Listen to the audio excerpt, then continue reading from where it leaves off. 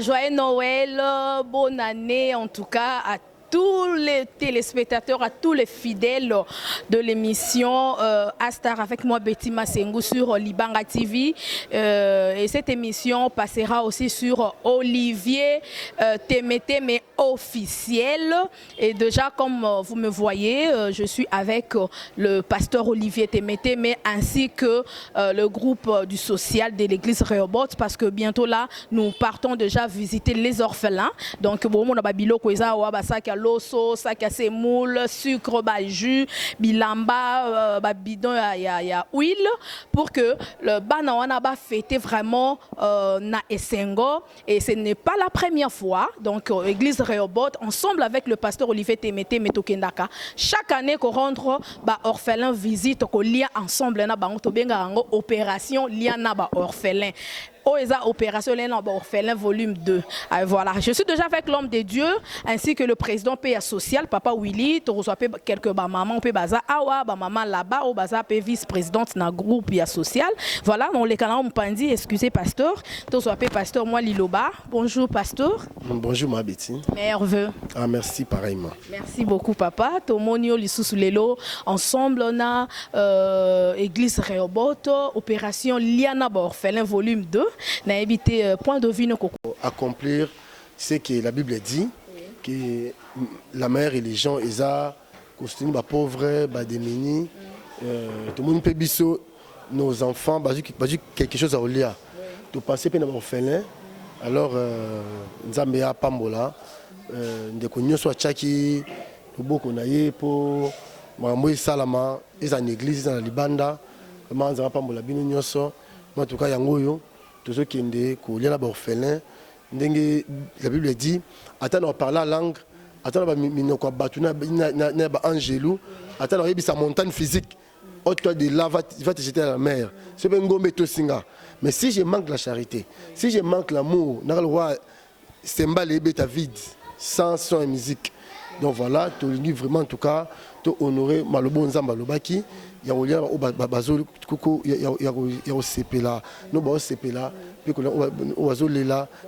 ces enfants orphelins en tout cas et je crois que mon image donc moi na sous-vêtement pas mal à Noël mais tout ce bilamba penza est bien ils étaient bilamba au mutala tia boaki ce bilamba sika extrait tout le monde peut si maman la biso maman la base la qui ça bon on a ba image on a bilango pena orphelin là ta bimi pena le roi moi na ra azana papa na maman na nda yangwana donc ezake ezate elamba moi na lati et baby ndo que pesa orphelin za moi na le roi bana nyoso donc la considération na bilamba sika église sombi bato sombi yangwana toye les temps sont durs. Mais bien en tout cas, tout ça lango pour honorer Nzambe à l'obin abisso pour voilà un peu tout bangwal. En tout cas, merci beaucoup pasteur, que Dieu vous bénisse et que Dieu bénisse aussi toute l'église Rehoboth. Nous tous soit contribué en tout cas Nzambe azongi sa mingi. Mais tout le monde biloko pasteur et belia ba pasteur ba sala rangote vous êtes vraiment à féliciter. Pourquoi na lobiango parce que tout le monde a ba pasteur rebelle na lobarango mingi na ba émission balinga ngande biso bandimi to yaka nango kaka papa aye allez mais tout on a que na bolingo yozanango ozo sunga ba orphelin. Ce n'est pas seulement les orphelins au bazar libanda de to qui na orphelinat, même les orphelins il y a quatre ya église. Gloire à Dieu.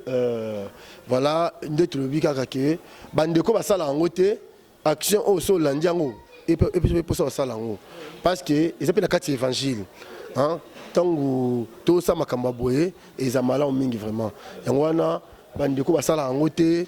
En tout cas, même l'église, je suis à la côté. Je suis gouana. Il y a qui verbe les autres. Oui, vous avez raison. Je suis à la côté. Tu as invité à la côté pour les années là-bas. Tu as invité à la à tout moment. Et ça m'a mingi, c'est honorer la parole de Dieu et le coup nous pas ensemble. Donc voilà, Nzamba Pambola, na zongi susu, bino ama Betty, bando musupa libanda, ba mamambo, papa Gabi, maman Véro, frère Alain, Massoudi, tous les autres, Rehoboth, vraiment en tout cas na moi moki opesa biso bande kopé ba église bande wasombi bilo pe ah bilamba bana c'est trop cher. Donc voilà en tout cas papa papa Willy, félicitations na maman là-bas, une équipe bomba sociale musala bazo sala vraiment en tout cas que Dieu soit loué. Tout le monde vraiment en tout cas c'est bon. Ceux qui vont payer sur moyen et belé, tout ça encore plus que ça. Voilà. Merci, que Dieu vous bénisse. Merci beaucoup papa. Amen, amen. To bandapena papa nabiso. Papa Willy, akoko Poussane Boye, président ya social. Bonjour papa Willy. Bonjour maman Betty. Merveilleux. Merci pareillement. Voilà. Merci beaucoup papa. Tomoni Lelo Lisusu, opération Liana Orphelin volume 2 parce que l'année passée sous Tozala qui n'a bino ensemble, bisika otokena qui peut ko lire sous orphelin et cette année bosali sous opération Oyo en tout cas je sais pas votre point de vue d'abord par rapport à ça et puis to kota na ba question mususu. Eza nini o ezo motiver bino ko salaka activité Oyo chaque année. Oui, merci Maman Betty pour la question. De poser cette question. Bon, l'eau que ont motivé biso mingi plus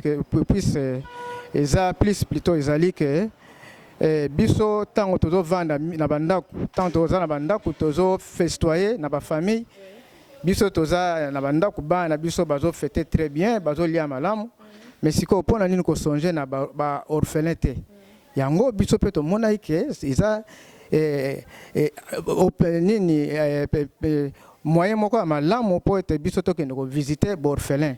Alors pasteur Olivier Temeteme na ba initiative na ye biso to travailler wana sous sa vision na ba initiative na ye ne apesaki biso ordre tokende ko visiter orphelin na opération oyo ebengami opération Liana Orphelin. Opération Liana Orphelin ezate ke to kende kuna na banzungu to ke to bandi ko lama na banzungu te ezabongo te. Opération oyo pasteur Olivier a initié Liana Orphelin ezali ko sala ke to yena contribution na biso to yena ba bien na biso ba port na biso to pesi yango na ba chef ya orphelinat wana c'est-à-dire directeur to pe directrice ya orphelinat to pesi bangonde siko bako sala ba yebi ndenge nini basalaka pona ko pesa ba mama o balamelaka bango nde bakolia yango nde tozo benga ngo opération Liana ba orphelin c'est-à-dire na fin de l'année oyo bana pe esengeli balia ndenge bana biso balia kana bandako ba orphelin pe esengeli balia. Voilà motivation na biso yango wana ezo pousser biso il faut to Liana bana la fin de l'année. Voilà. Merci beaucoup papa Willy, mais une dernière question pour toi swapé de comme Soussou maman là-bas père sa vice-présidente na sociale bisika au travail ensemble. Lelo to mona mingi tango bokena kotika babilo ko na orphelinat. Au mona 2 ou 3 jours babiloko wana bakomi côté kango na ba boutique ba carton loso disons ba carton soso plutôt bakomi côté kango na ba vivre frais ba carton ya ba poisson ba paquet ba jus mona mutana dépôt na ye ba ketekela yango ba sac ya loso mutaza na boutique na te ka ba loso na ba semu ba ke côté kela bango yango ngamoko na za témoin oculaire ni ya boutique moko boye ezaka du parage donc place nga nazali Bayaka côté que la bango biloko ya ba orphelin et je vous dis papa wana ba bilongo la ba bimisa na ndaku wana ya boutique wa banda ofutela parce que akuwe yaki et au mona keza lisumu na ebite tango bino mo pe bomona yango comment bomilo ba nini biloko bomemeli ba orphelin et ba orphelin ba lia lobi nango ba keteka yango ba orphelin ba komolela nzala après komoleka na nzela ba teli ba tukitunga bo banda otela ba orphelin ba 500 francs je sais pas et okolo bani par rapport à ça. Merci beaucoup, Maman Betty. La question opposée. Effectivement, vous avez parfaitement raison. Makamoyo et ça les makana na orphelinat mususu. Surtout orphelinat oyo ba yebinza mete bato oyo bato diriger orphelinat wana ba yebinza mete. Biso to bandaka activité oyo na commune ya Lemba mais to ko tanga te mais eza na orphelinat mususu tanga to ke ko tika ba biloko. Au mona ba yebisi biso to landi to sala ka pe suivi sans pour autant que yo directeur ou directrice ya orphelinat oyeba mais to ko sala suivi yo oyeba kutote mais tant ba oyeba biso que no bana bazo bito tikaki biloko mais au bout de quelques jours au mona bana ba komi ko lala nzala biso tant to yokaki makambo wana En fait, tokendaka sous na ba orphelinat wana te puisque ye moko déjà a sali réputation ya orphelinat na ye. Azo sali réputation ya orphelinat na ye. D'où biso tokendaka na orphelinat oyo ezali sérieux. Bato bazali sérieux o babanga kanzambe pe tant toto leka toto sala pe suivi na biso sans pour autant que ye ayeba o mona ke bato pesa biso pe rapport que bana awa baza bien bana baliaka bien et o mona pe vraiment que non ba directeur na ba directrice wana ba organisateur ya orphelinat wana ba sala musala bango pe malamu. Merci beaucoup. Moi, nous allons bientôt y aller en santé. So moi na konda, moi na matame zalaka kutu te, c'est que moi na la kabanzala. Alors ba papa na biso vraiment oyo boza ba encadrer, to ba maman na biso boza ba monitrice, to ba encadrer ya ba orphelinat. En tout cas bo éviter makambo bongo tango église endimi ko bimisa mbongo. Hein, ko pesa ba orphelin ba lia ba fêter bien. En tout cas ils ozali loko moko ya malamu. To so pe ba maman na biso baza awa. Mbote maman. Mbote maman. Tout le monde est opposant ensemble. Na pasteur Olivier Temete ainsi que groupe Mobimba ya social oh tozo keneko liana ba orphelin. Je sais pas comment on a nous nani et puis na kat église Rehoboth oza pe fidèle. Oui, naza fidèle ya église Rehoboth. Kombo nanga mama Perside Ngituka. Voilà maman Percy, tomoni opé lilobano kokoza la nini na opération liana ba orphelin organisée par le pasteur Olivier Temeteme. En tout cas lilobanange zake ya liboso nazo remercier ye pona kozwa idée oyo parce que ba pasteur ebele baza awa na mboka na biso bazala vraiment na ba idée ote. Ba préféra mingi ba kipe mabumu na bango mais komona pasteur boye andimi aliana ba orphelin eza vraiment idée moko ya malamu nzambe apambola ye nanu pona idée wana yango nde na remercier nanu pona idée wana nzambe vraiment pambola ye abakisa ye ya ebele na mbala nsima eza esuko leka oyo eza vraiment malamu. Merci beaucoup. Alors liloba na ba orphelin nyonso poto okende déjà oyebisi bango nini na ba oyo ba rolanda image oyo awa na Kinshasa même na mboka bapaya oyebisi bango nini. Bon, na conseiller bango kake baza bango mon côté. Baeba ke baza na bato balinga bango. Baza na bato bakanisa bango, baza na bato basambela pona bango, baza na bato basoutenara bango na ba prière na makambu nyonso.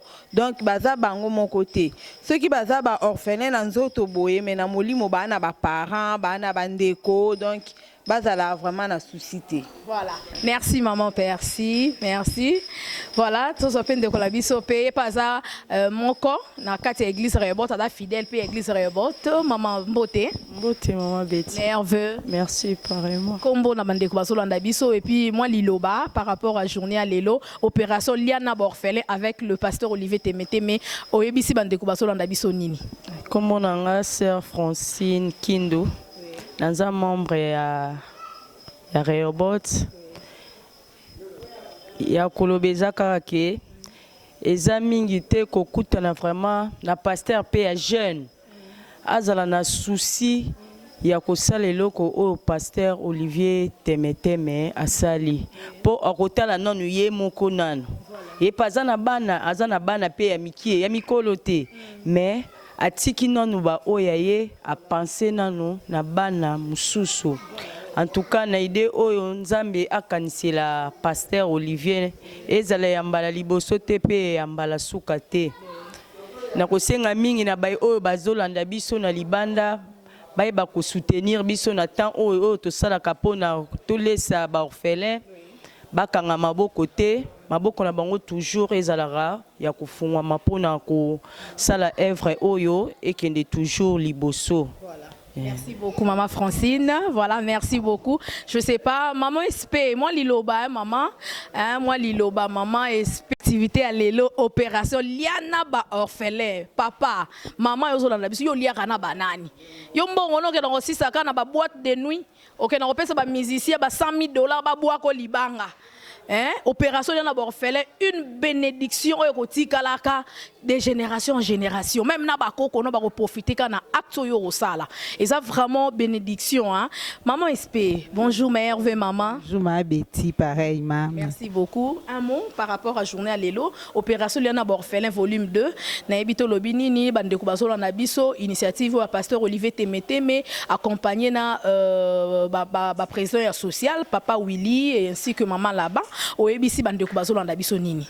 Ah, merci ma Betty. Na koyebisa bandeko ba Holanda biso, il faut qu'on soutenir ba orphelin. Na idée à pasteur Olivier, en tout cas idée wana même Nzambe na lola omonango, en tout cas ko zanga elo te Nzamba opambole po idée o Nzamba lobi to linga ba orphelin, to soutenir bango eza idée à malamu. Mais na ko pesa conseil na ba oyo ba soutenir orphelin te même na église, ce ba enveloppe sociale les cas contribuer, ce qu'on contribuer. Musu ba beta ngo carré. Musu a commission. Ça aura $1 à pamba. Donc 2000 francs chaque mois. Il y a un homme qui ça que moi bon wane bimara ba kene ko sunga pe ba orphelin. Ce qui to pesa kango nde na suka lango bomo na ba résultat oyo. Yo pesa yo mona ngo mukieme o Nzamba osalela o ekoleka ofungolelo nyonso. Na conseiller ba pesa ta ba musu baza libanda, numéro de téléphone et les canacé, il faut qu'on soutenir ba orphelin. Ce qui na no sala ngo te na vie na yo meka nanu.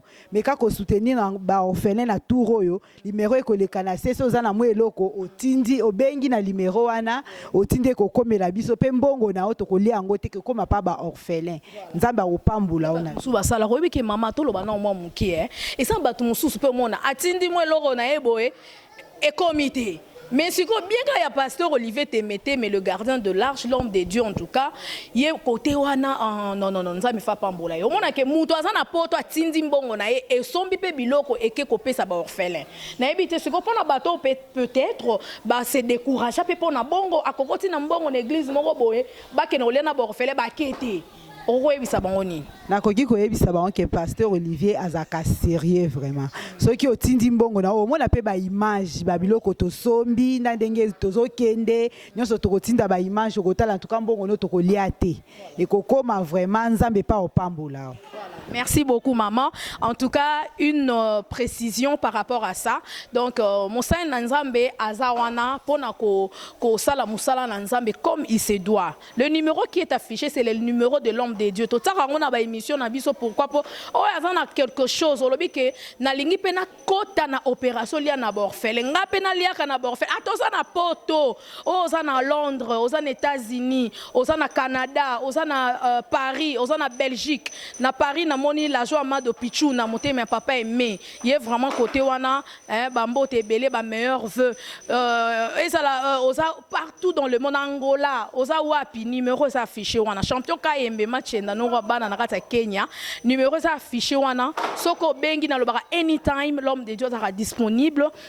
Contribution na ekokoma donc ndeko o perdre espoir o koma désespéré pourquoi otindaka mbongo na yo na ba ONG moko boye to na ba orphelinat moko beto na ba église moko be ba liaka ba mbongo wana en tout cas ba komisaka te tinda na numéro ça affiché à l'homme de Dieu le pasteur Olivier Temete on remona que contribution na yo ekokoma yango bozomona bomoni ba paquet ba jus ba sac à loso ba sachet sucre ba carton ya ba savon bilamba ya sika bilamba tero simba buaka oh mutalati lati silima ina makila bo peso orphelin te eza bilamba orphelin lata bimi ndenge moko na bana na biso nyonso ndenge moko na bana na biso ya banda kunde bazalaka donc c'est comme ça maman Zolanda biso contribution na yo et que ça l'a vraiment bien et je pense maman là-bas Lilo Beza lia roloba Lilo Beza T1 voilà merci beaucoup on a vice-présidente na social il y a église Rehoboth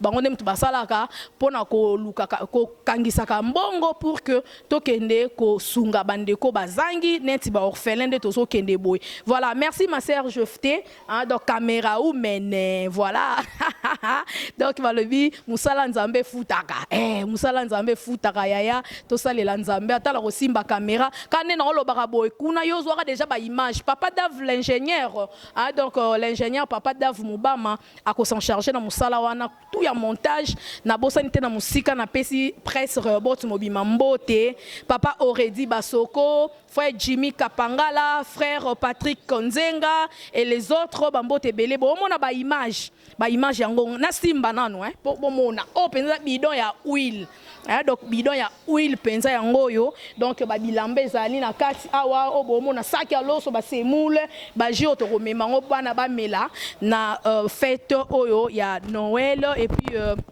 bonne année. Voilà, je pense pasteur Toroyi déjà croqué na biso. Voilà. Donc toi qui a des orphelinats.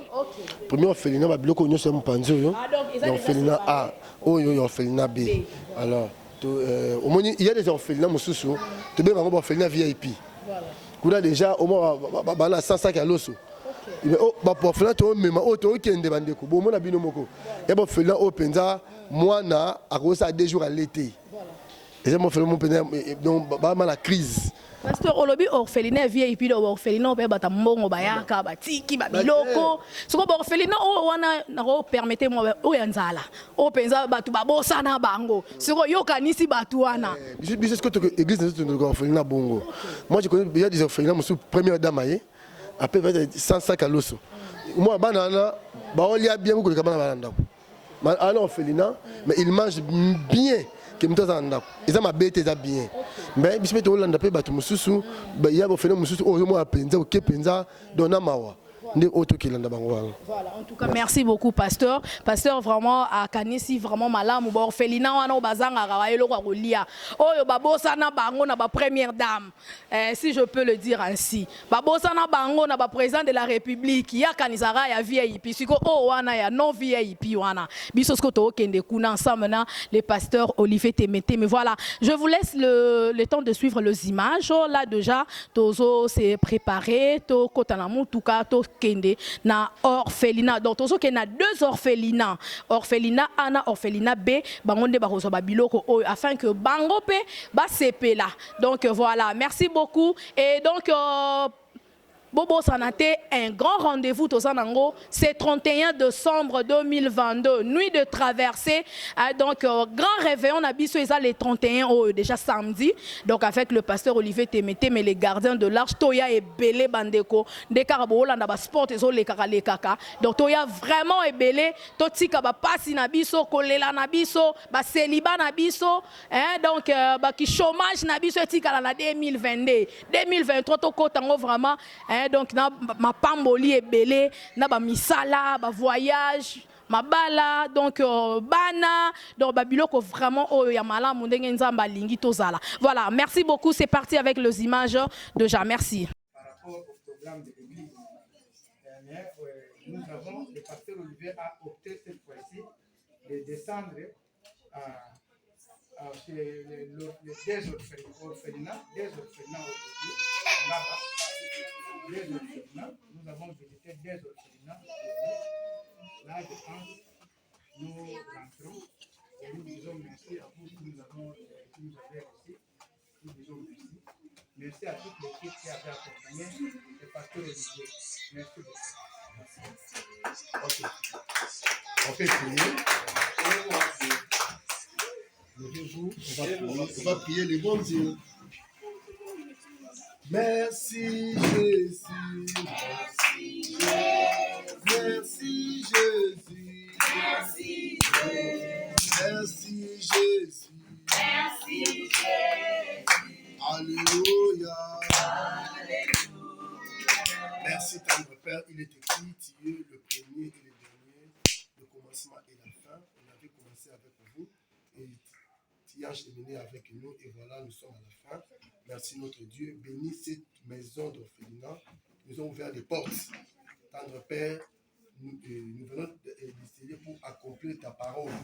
Comme tu as dit, et de visiter les orphelins, les démunis, les veuves du Tout-Puissant. Bénis-les, bénis les encadreurs. Bénis chaque enfant. Je chasse l'esprit de maladie. Je chasse tout mauvais esprit. Protège-les du Tout-Puissant à la protection du Très-Haut. Merci notre Dieu. Bénis aussi l'église Rehoboth. Bénis cet orphelinat au nom de Jésus-Christ. Amen. Amen. Là, la prochaine, on va passer, quoi, dans 2 ou 3 mois. Et surtout, bonne année, meilleur père. Merci. Fêtez avec Jésus. Merci, je vous aime beaucoup. N'oubliez pas, ne vous sous-estimez pas. Que Dieu vous bénisse.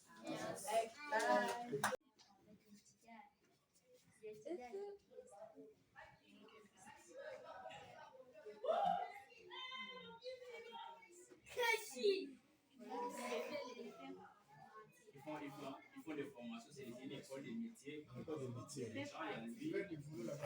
Oui. Et tu fais quoi là-bas?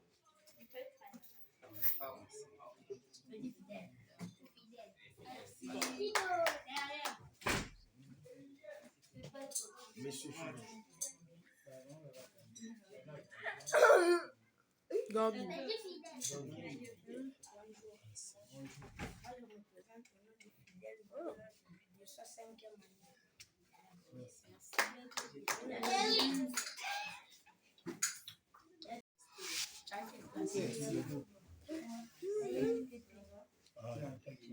Tu fais quoi là-bas? École de métier. La restauration. Ah, très bien. Bonjour à tous. Bonjour. Moi, je me nomme au nom de Mikou Naomi. J'étudie à Collège Saint-Laurent. Je suis en 2e humanité pédagogique.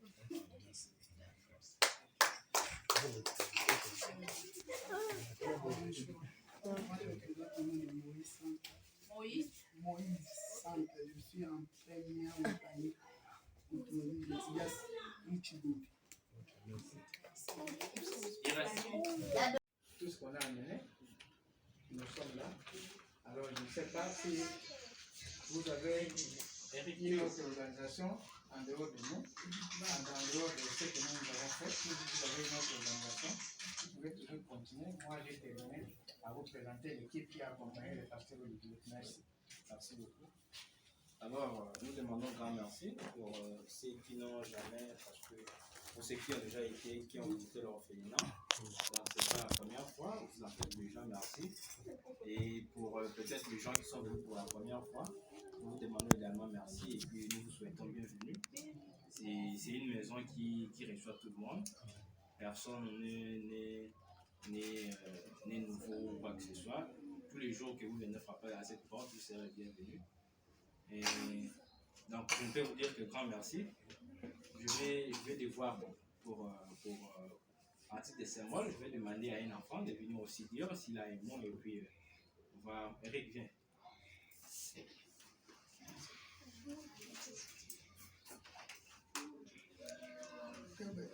Parce que ce n'est pas donné à tout le monde. Les dons de partager, les dons de partager un morceau de pain avec ceux qui en manquent, ce n'est pas donné à tout le monde. Il y a des gens qui en ont, mais parfois n'ont pas cette priorité. Pour les gens qui se manifestent, nous avons eu mérite, ils méritent le grand merci de tout le monde. En tout cas, d'abord merci pour pouvoir passer. Nous vous en sommes vraiment trop reconnaissants. Et que ce ne soit pas noté la dernière fois, il y a aussi beaucoup d'orphelinats. Si vous faites des actes de charité envers les enfants, Dieu vous sera reconnaissant. Dieu vous sera reconnaissant. En tout cas, merci une fois de plus. Merci.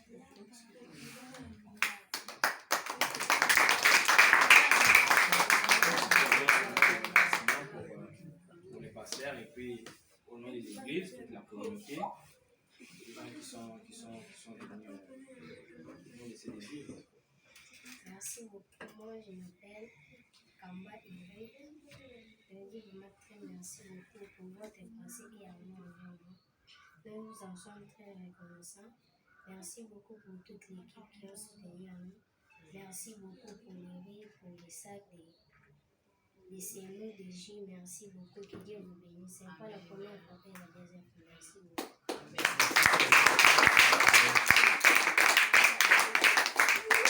Je pense que tout le monde pourrait accuser de se connaître, tout le monde pourrait se présenter, dire qui il est, c'est quoi son nom, et puis tu passes, tu dis comment on t'appelle. Bonjour. J'ai étudié à Saint-Augustin, à Épidémie aussi. Je suis à 4e. Je vous remercie.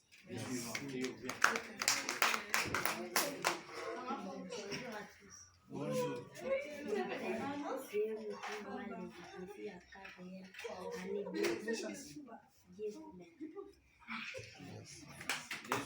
C'est deux bien.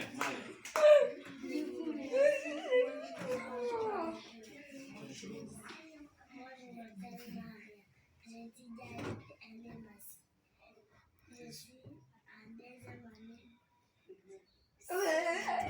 année.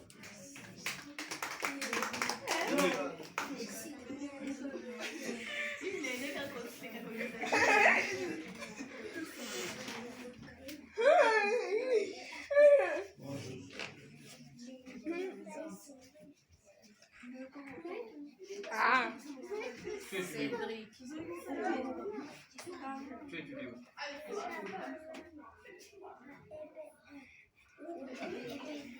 Et ben quoi?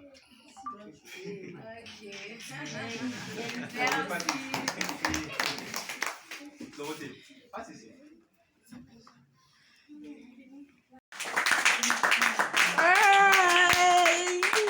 Voilà, nous avons l'ancien, c'était l'ancien, le pasteur Olivier.